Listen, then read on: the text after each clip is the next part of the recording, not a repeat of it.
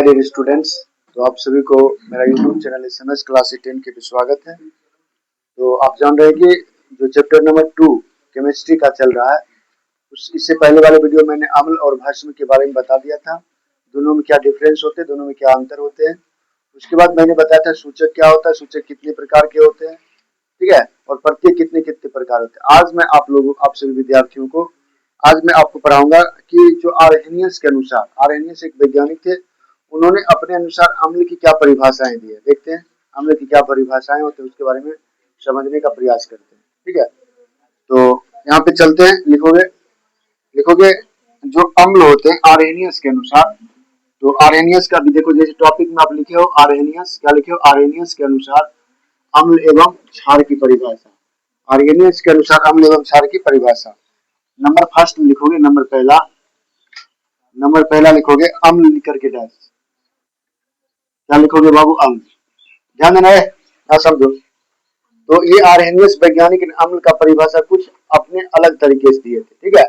इसके बारे में समझते हैं। तो उन्होंने क्या बोले थे, देखते हैं। कह रहा कि अम्ल वह पदार्थ है, क्या लिखोगे, अम्ल वह पदार्थ है,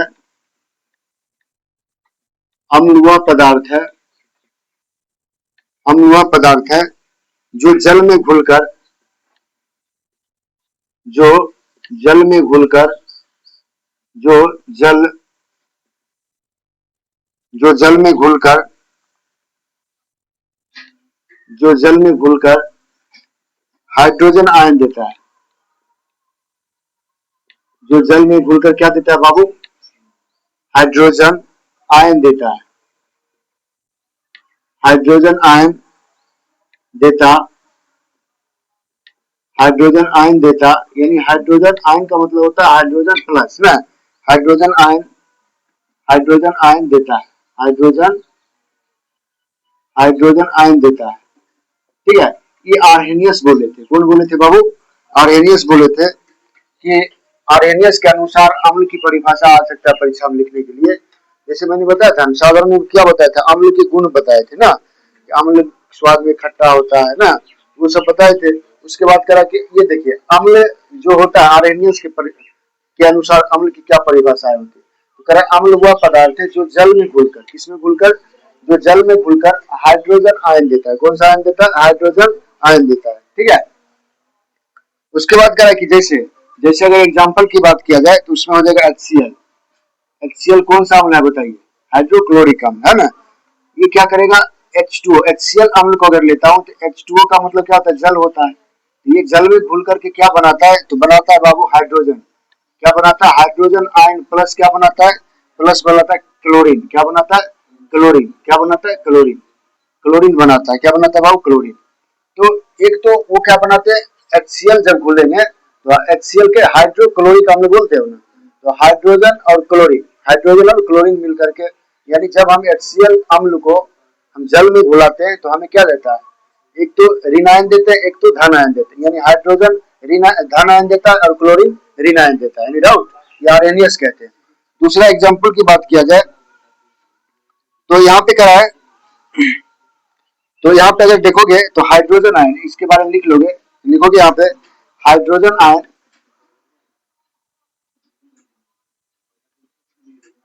hydrogen hydrogen ion, hydrogen ion.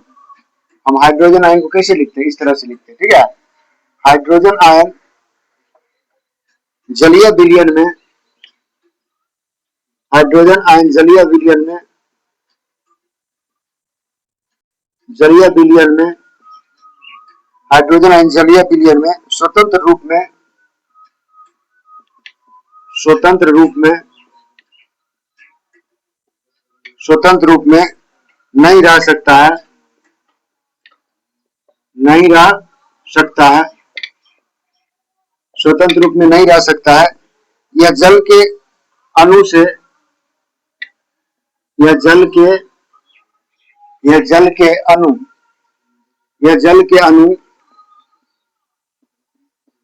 यह जल के अणु से जुड़कर, यह जल के अणु से जुड़कर, यह जल के अणु से जुड़कर जुड़कर हाइड्रोनियम, हाइड्रोनियम क्या लिखोगे बाबू? हाइड्रोनियम आयन, हाइड्रोनियम आयन जिसको हम H2O प्लस कहते हैं। क्या कहते हैं? H2O प्लस बना देता है। कौन सा अम्ल बनाता है? हाइड्रोनियम, हाइड्रोनियम बना देता है, बना देता है, बना देता है। इसका अगर सूत्र की बात किया जाए तो हाइड्रोजन और प्लस H2O बना करके क्या बना देगा? H3O3 बनाएगा, H3O बना देगा। क्या बनेगा? H3O बना देगा। अगर क्षारक की बात किया जाए, ठीक है, अगर क्या किसकी बात किया जाए? अगर क्षारक की बात किया जाए, दूसरा पॉइंट क्या हो जाएगा? क्षारक, क्षारक की बात किया जाए, आरएनएस के अनुसार क्षारक की बात किया जाए तो कह रहा है कि क्षारक वह पदार्थ है, क्षारक वह पदार्थ है, क्षारक वह पदार्थ है जो जल में घुलकर, जो जल में घुलकर, जो जल में घुलकर, जो जल में घुलकर अल्कोहल कह सकते हो, अल्कोहल, इसको अल्कोहल, ये अल्कोहल का सूत्र होता है, ऋण आयन देता है, हाँ, OH माइनस देता है। जैसे OH क्या देता है बाबू? OH माइनस देता है। जैसे की बात किया जाए, जैसे में NaOH, NaOH सोडियम हाइड्रोक्साइड, क्या पढ़ोगे इसको? सोडियम हाइड्रोक्साइड, ये जल में घुल करके क्या बनेगा? यानी H2O बना, यही बना देगा, क्या बोलते हैं इसको? सोडियम, क्या बोलोगे? सोडियम ना, सोडियम हाइड्रोक्साइड और प्लस क्या बना देगा? OH बना देगा, यानी OH माइनस बनाएगा। अगर दूसरा की बात potassium, potassium hydroxide, potassium hydroxide जल में घुल करके क्या बना देगा? ये बना देगा पोटेशियम आयन और प्लस बना देगा OH माइनस। उसी तरह अगर देखेंगे, ठीक है, तो ये सभी क्षारक, क्या लिखोगे? इसमें लिखोगे सभी क्षारक, सभी क्षारक जल में घुलनशील नहीं होते, सभी क्षारक जल में घुलनशील नहीं होते, घुलनशील नहीं होते। सभी क्षारक जल में क्या होते हैं बाबू? घुलनशील नहीं होते हैं। जल में घुलकर,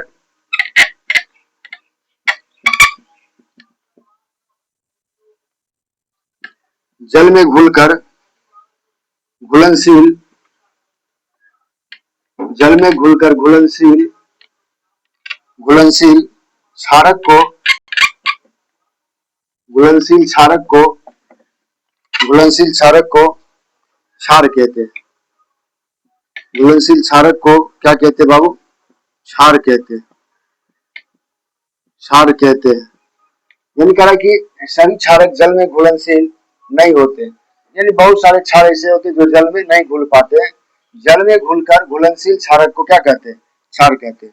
यानी जो जल में घुल जाता है और घुलनशील होते हैं जो क्षारक, उसको क्या बोलते हैं? उसको बोलते हैं घुलनशील क्षारक बोलते हैं। कौन सा क्षारक बोलते हैं? घुलनशील क्षारक। चलिए अब देखिए यहाँ पे क्षार के बारे में पढ़ेंगे। देखोगे सभी क्षार, सभी क्षार, सभी क्षार क्षारक होते हैं। सभी क्षार क्या होते हैं बाबू?